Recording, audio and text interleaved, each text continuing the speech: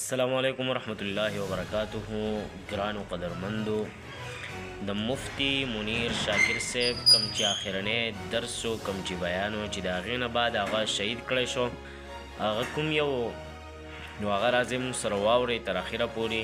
دا اخرنی بیان و د هغه په ژوندانه باندې د دې نه بعد چې دی منیر شاکر صاحب چې دی هغه یې شهید کړی و، هغه یې مړ کړی و، قتل کړی و. ټیک ده، راځئ موږ سره تاسو دا بیان تر اخره پورې واورئ. خیبر پختونخوا کې په زرګونه خلک ورک دي. نن پکار دی چې زما سیاسي لیډران میرنګ بلوچ سره ناست وي. پکار دی چې مولانا فضل الرحمن اغزی کې وي، بلا شی جمعیتیان ورک دي. پکار دی چې زما ایمل ولی صاحب اغزی کې وي، بلا شی پښتانه د نیشنل والا ورک دي. پکار دی چې نواز شریف اغزی کې وي، بلا شی مسلم لیګیان ورک دي. پکار دی چې هغه بلې ډلې والا چې شی دی هرې ډلې والا ورک دي. په دې پښتنو کې هزارها خلک ورک دي. پکار دی چې مهرنګ بلوچ سره کینی کنه.